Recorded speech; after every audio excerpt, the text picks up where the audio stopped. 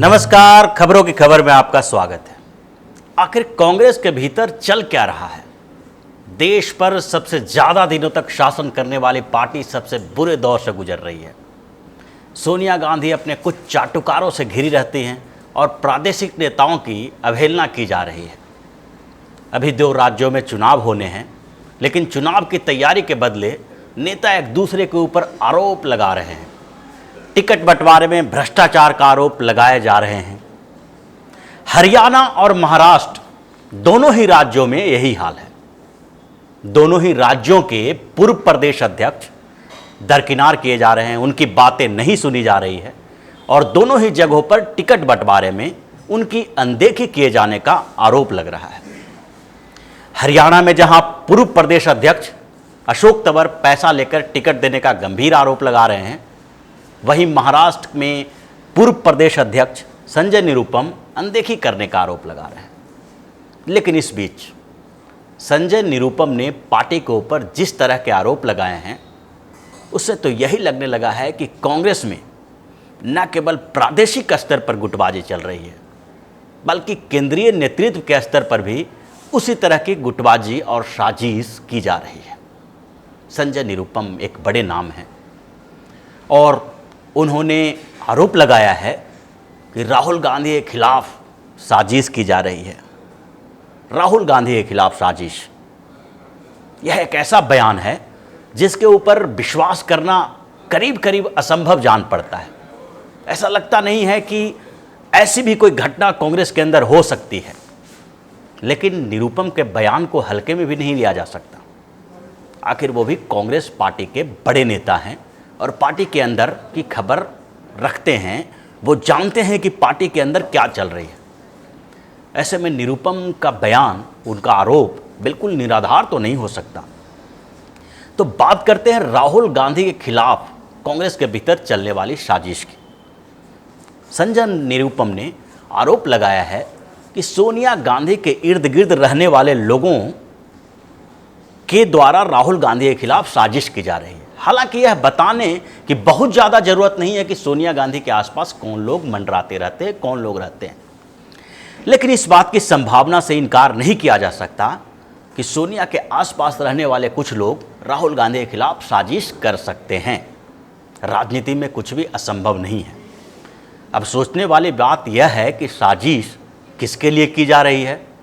यह तो तय है कि कांग्रेस के सभी बड़े नेता भी इस बात को जानते हैं कि कांग्रेस का मतलब गांधी परिवार है। अगर कांग्रेस से गांधी परिवार को माइनस कर दिया जाए तो उसमें कुछ नहीं बचेगा। हाल की घटनाओं से भी इस बात का पता चलता है। लोकसभा चुनाव में हार के बाद जब राहुल गांधी ने अध्यक्ष पद से इस्तीफा दे दिया तो कांग्रेस के लिए नए अध्यक्ष की तलाश की जाने लगी थी। इस दौरान कई नेताओं पर के बारे में चर्चा हुई, लेकिन किसी के नाम पर सहमति नहीं बन पाई।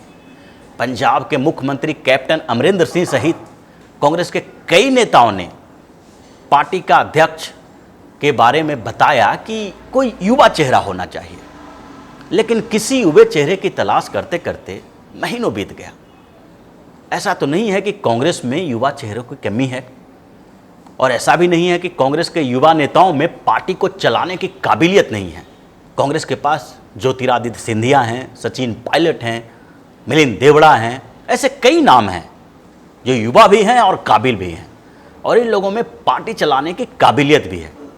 लेकिन इनके ऊपर चर्चा करने से कांग्रेस के पुराने नेता घबराते रहे। आराम तलबी की आदत वाले ये कांग्रेस के ओल्ड ब्रिगेड कोई युवा चेहरा तो चाहिए उनको, लेकिन वो चेहरा गांधी परिवार का होना चाहिए। अब गांधी परिवार में राहुल के अलावा दूसरा नाम प्रियंका गांधी का आता है, लेकिन प्रियंका के नाम पर तो राहुल ने पहले ही ब्रेक लगा दिया था। ऐसे में इन लोगों के लिए कोई और चारा नहीं बचा और अंत में घूम घूम के सुई आकर सोनिया गांधी के ऊपर टिक गई। सोनिया गांधी को पार्टी का अंतरिम अध्यक्ष बना दिया गया। सोनिया गांधी अंतरिम अध्यक्ष तो बन गई, लेकिन इसके बाद की स्थिति अस्पष्ट ही बनी रही। उसमें स्पष्टता का अभी भी अभाव है कि आगे क्या होगा। अब यह तो तय है कि राहुल के खिलाफ साजिश में सोनिया गांधी शामिल नहीं हो सकती हैं। सोनिया उनके खिलाफ तो नहीं जा सकती। जिस सोनिया गांधी ने राहुल के लिए प्रियंका के राजनीतिक कैरियर को दांव पर लगा दिया, वह किसी भी तरह से राहुल के खिलाफ नहीं जा सकती। सोनिया का पुत्र मुंह जगजाहिर है। कांग्रेस में ही नहीं बल्कि दूसरी पार्टियों के नेता भी इस बात को मानते रहे हैं कि प्रियंका गांधी की नेतृत्व क्षमता और राजनीतिक बुद्धि राहुल गांधी से ज़्यादा है, वो उनसे ज़्यादा काबिल हैं। लेकिन इसके बावजूद प्रियंका को लंबे समय तक राजनीति से दूर रखा गया।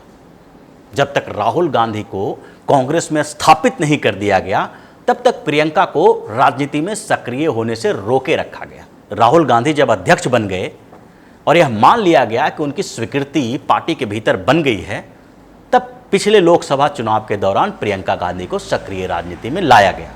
लेकिन सोनिया गांधी के नज़दीक लोग और दिल्ली में बैठे कांग्रेस के वरिष्ठ नेता को यह बात पच नहीं रही है।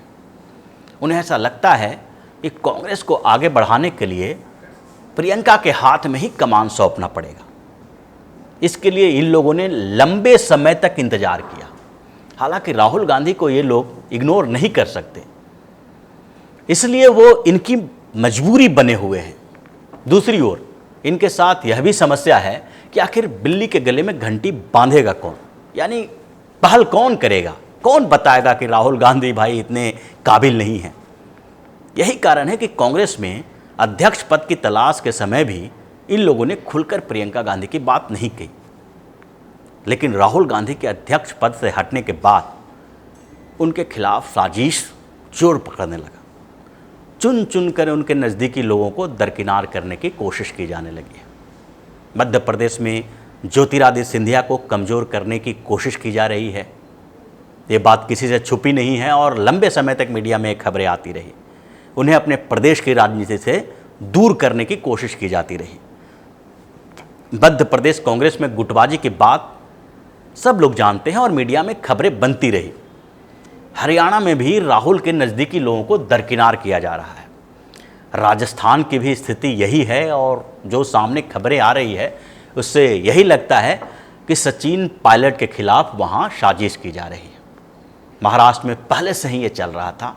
पहले मिलिंद देवड़ा की स्थिति कमज़ोर की गई और अब संजय निरुपम की अनदेखी की जा रही है।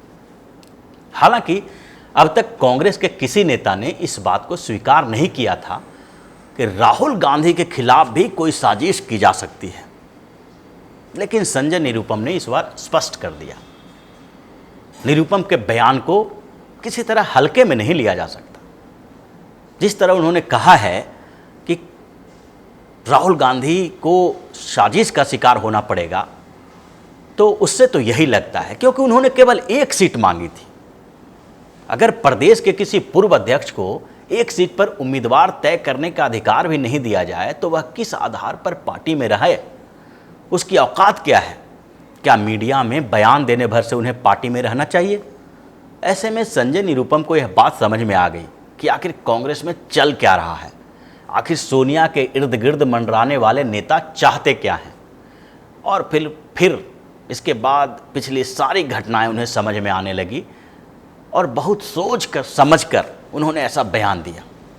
क्योंकि कांग्रेस के किसी भी नेता के लिए ऐसा बयान देना, इतना कठोर बयान देना कोई सामान्य बात नहीं है। अगर उनकी बात में सच्चाई नहीं होगी तो कांग्रेस में उनका टिकना तो संभव है ही नहीं। यानी सारा मामला प्रियंका गांधी को अध्यक्ष बनाने का है, क्योंकि कांग्रेस के ओल्ड ब्रिगेड को राहुल गांधी में पार्टी का भविष्य दिखाई नहीं पड़ रहा। लेकिन वो सीधे तौर पर ऐसा कह नहीं सकते। उन्हें प्रियंका गांधी को आगे लाना है, क्योंकि गांधी के परिवार के बिना ये लोग आगे बढ़ ही नहीं सकते हैं। और यह बात संजय निरुपम को समझ में आ गया। अब देखते हैं कि राहुल गांधी और सोनिया गांधी को ये बात कब तक समझ में आती है। तो तब तक के लिए बने रहिए ओपिनियन पोस्ट इंटरनेट टीवी के साथ और देखते रहिए खबरों की खबर। धन्यवाद। अगर आपको हमारा वीडियो पसंद आया हो तो इसे लाइक करें, हमारे चैनल को सब्सक्राइब करें और हाँ, बेल आइकन दबाना ना भूलें ताकि आप तक हमारे वीडियो की नोटिफिकेशन पहुंचती रहे। आप अपना सुझाव हमें कमेंट बॉक्स में दे सकते हैं। हमारे साथ जुड़ने के लिए शुक्रिया।